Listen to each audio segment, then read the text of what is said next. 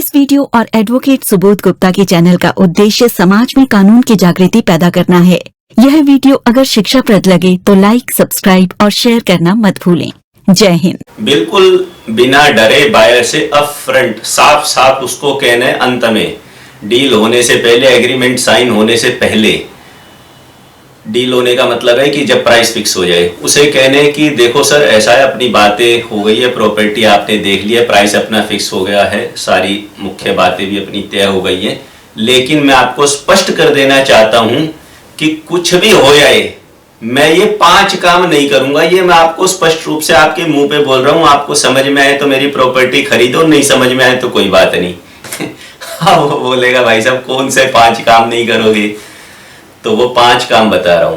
पहला तो उसको ये कहना कि कुछ भी हो जाए, आप अगर मुझे पूरी पेमेंट कल भी दे दो तो भी मैं आपको जो प्रॉपर्टी का कब्जा है, फिजिकल पोजेशन है, चाबी है, वो रजिस्ट्री की डेट से पहले नहीं दूंगा। जिस दिन सेल डीड होगी उसी दिन दूंगा। आप मेरे को आके ये मत कहना कि भाई साहब आपने 1 करोड़ की प्रॉपर्टी बेची थी यार, मिल तो गए आपको 1 करोड़ रुपए, रजिस्ट्री करा लेंगे 2 महीने बाद, अभी स्टैंप ड्यूटी नहीं है, माता जी बाहर गई हुई है, फलाना बीमार है, ढिमकाना बीमार है। मेरे को ये सबसे मतलब नहीं है। पेमेंट तो चाहिए ही चाहिए, लेकिन रजिस्ट्री डेट से पहले अपनी प्रॉपर्टी का कब्जा नहीं दूंगा।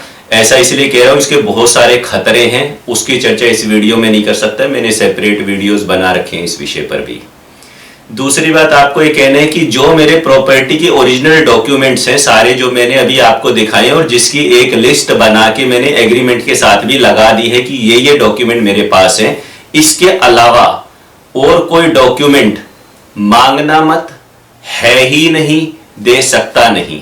कल को आपका बैंक बोले फलाने की ये लेके आओ, पुरानी चेन में ये कमी है, मैं भाई साहब कहीं नहीं जाऊंगा, मेरे पास और कोई डॉक्यूमेंट नहीं है, मेरे पास यही डॉक्यूमेंट है। हाँ, कोई एनओसी लानी है किसी अथॉरिटी से या आरडब्ल्यू से लानी है या कोई, तो वो बात अलग है। वो तो फिर अपनी डील होने के बाद विधिवत प्रोसेस जो है वो कर लिया जाएगा। लेकिन प्रॉपर्टी के जो टाइटल डॉक्यूमेंट है वो मेरे पास यही है, मेरे पास और कोई डॉक्यूमेंट नहीं है। इसके सिवा मांगूंगा नहीं, दूंगा भी नहीं। और ये जो मैंने एग्रीमेंट के साथ लिस्ट बना के अटैच करिए, इस पे साइन करो कि यही डॉक्यूमेंट है, वो एग्रीमेंट का पार्ट होना चाहिए कि हमारे पास क्या डॉक्यूमेंट है और हम क्या देंगे।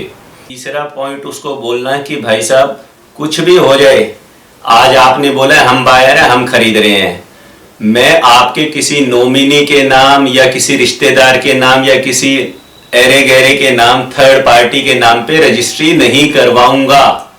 तो आप ये मत समझना टोकन मनी तो आप दे रहे हो, पैसे तो मेरे को आप पे कर रहे हो, टीडीएस काटना आपकी लायबिलिटी इनकम टैक्स प्रोविजंस के हिसाब से, पैसे मैं आपसे ले रहा हूं और रजिस्ट्री में किसी और के नाम पे करा दूंगा। ऐसा नहीं करना मेरे भाई। एग्रीमेंट में भी ऐसा लिख के रखना है, इसे असाइनमेंट बोलते हैं। नो असाइनमेंट क्लोज डालनी है एग्रीमेंट के अंदर कि हम बाउंड नहीं है किसी और के नाम पे रजिस्ट्री करवाने के लिए। ये अपने राइट्स को फर्दर किसी और व्यक्ति को नहीं दे सकता।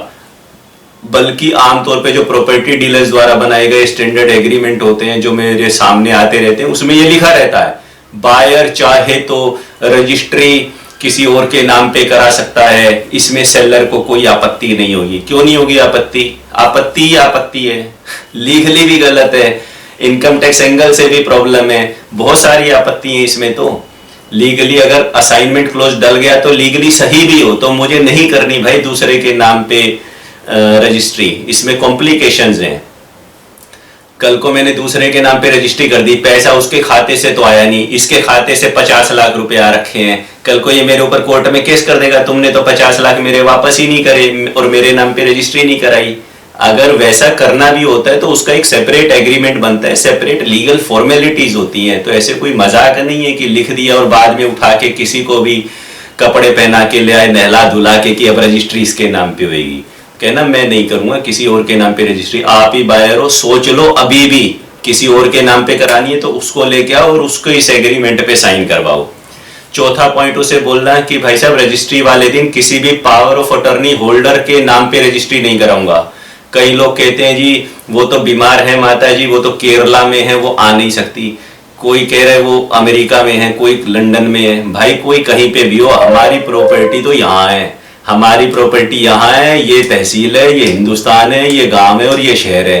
रजिस्ट्री वाले दिन अगर आपको प्रॉपर्टी करानी है जिनके नाम पे, उनको खुद आना पड़ेगा, चाहे एम्बुलेंस से आओ, चाहे फ्लाइट से आओ, चाहे जैसे मर्जी आओ। अब लीगली करेक्ट हो सकता है कि वो power of attorney they they registered, और वो बायर पावर ऑफ अटॉर्नी लेके आ जाए, आप उसके नाम पे करा दे, लीगली वैलिड है। लेकिन इसमें बहुत सारे रिस्क हैं, हम क्यों लेंगे ये सारे रिस्क? लीगली वैलिड तो बहुत सारी चीजें हैं दुनिया में, वो हम नहीं करते हैं क्योंकि उसमें रिस्क होते हैं। लीगली वैलिड तो ये भी है कि एग्रीमेंट टू सेल अगर आपने रजिस्टर्ड नहीं करवाया तो वो इलीगल हो जाएगा, इनवैलिड हो जाएगा सेक्शन 17 के हिसाब से रजिस्ट्रेशन एक्ट की। तो बताओ कितने % लोग एग्रीमेंट टू सेल को रजिस्टर्ड कराने तहसील जाते हैं क्योंकि उसमें स्टैंप ड्यूटी लग रही है। तो लीगली वैलिड की बात नहीं होती, बात प्रैक्टिकलिटी भी देखनी पड़ती है। पांचवा और अंतिम बात, उसे खोल के ठोक बजा के तबले की थाप पे अच्छे से बता देना कि भाई साहब ऐसा है, अब जो इस एग्रीमेंट के अंदर हमने क्लोजिंग डेट लिखी है आपसी सहमति से कि भाई इतनी तारीख से पहले आप मेरी पेमेंट कर देंगे और रजिस्ट्री करा लेंगे, कुछ भी हो जाए किसी भी कीमत पे मैं ये क्लोजिंग डेट आगे बढ़ाऊंगा नहीं। कभी बाद में आके बोलो जी ये दिक्कत हो गई, वो दिक्कत होगी, आप जानो और आपका काम जाने, फंड कहाँ से अरेंज करने वो आपकी रिस्पॉन्सिबिलिटी है। मैं एक भी दिन आगे बढ़ाऊंगा नहीं। अगर मेरे पैसे उस दिन मेरे अकाउंट में नहीं आए या उससे पहले मेरे अकाउंट में नहीं आए, सब रजिस्ट्रार ऑफिस से आपने अपॉइंटमेंट नहीं ली, वहां से टोकन नहीं लिया, अपनी सेल डीड का दस्तावेज तैयार नहीं कराया, वकील को फीस नहीं दी, तो उस सब के जिम्मेदार आप हो। अगर क्लोजिंग डेट निकल गई तो मैं आपके पैसे जो इस एग्रीमेंट में मैंने लिखा है कि मैं फॉरफिट करने का अधिकारी हूँ, एज ए कंपनसेशन में मैं वो फॉरफिट कर लूंगा, ये एग्रीमेंट कैंसिल कर दूंगा और फिर मैं अपनी प्रॉपर्टी किसी को भी बेच दूंगा, आपका कोई लीगल राइट नहीं बनेगा। लिख दिया है इसमें, लेकिन मुंह से बोल के भी बता रहा हूं ताकि आपको पक्का ये हो जाए। और जैसा मैंने इस वीडियो के शुरू में बताया था कि एक चाल चलनी है, एक दिखावटी एग्रीमेंट बना के जो आप लेके आए हो वो भी उसे दिखा देना कि ये देखो मैंने तो आगे दूसरी प्रॉपर्टी खरीदने का बयाना दे रखा है, भाई साहब अगर आपने पैसे मेरे टाइम पे नहीं तो मैं तो मारा जाऊंगा, आपने तो मुझे ये पैसे देने, मुझे आगे इतना टोकन मनी दे रखा है, मेरे तो वहां पैसे जब्त हो जाएंगे, मेरा लॉस हो जाएगा, तो किसी भी कीमत पे क्लोजिंग डेट आगे नहीं बढ़ाऊंगा।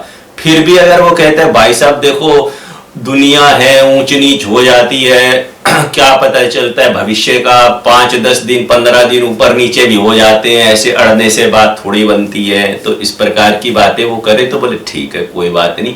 अगर ऐसी बनती है तो मैं अपने वकील साहब से डिस्कस कर लेता हूं। और ये क्लोजिंग डेट तो हम यही रखते हैं, परंतु इसके आगे एक क्लोज और डाल देते हैं, एस्केलेशन की, प्राइस एस्केलेशन की क्लोज की, प्राइस कीमत बढ़ने की। उसमें ये लिख देंगे कि भाई फॉर एग्जांपल दे रहा हूं कि भाई अगर इतनी तारीख तक रजिस्ट्री होनी है जो कि क्लोजिंग डेट है, तो प्रॉपर्टी का रेट 1 करोड़ रुपए है। अगर इतनी तारीख तक किसी भी वजह से बायर ये पेमेंट नहीं कर पाता है और बायर राइटिंग में रिक्वेस्ट करता है सेलर को कि मुझे 15 दिन का समय और दिया जाए या 5 दिन का समय और दिया जाए, मुझे दिक्कत है, तो प्रतिदिन के हिसाब से जो प्रॉपर्टी का रेट है वो 1 लाख रुपए बढ़ता चला जाएगा। या 1 लाख ज्यादा बोल गया, कम लिख लेना, 10,000 रुपए बढ़ता चला जाएगा। यानी ये नहीं है भाई कि आपने तो बोला 3 महीने में रजिस्ट्री करा लूंगा, अब 3 महीने बीत गए और मैं इस एग्रीमेंट को ले लेके आपके पीछे घूम रहा हूं, ना तो मैं प्रॉपर्टी किसी और को बेच पा रहा, ना आप मेरे पूरे पैसे दे रहे, जिस चीज के लिए मैं प्रॉपर्टी बेच रहा हूं वो पैसे आए नहीं, तो मेरा आगे भी काम अटक गया। मतलब आपने तो थोड़े से पैसे क्या दे दिए, मुझे खरीद ही लिया और पैसे भी नहीं दे रहे, आप काहे का खरीद लिया।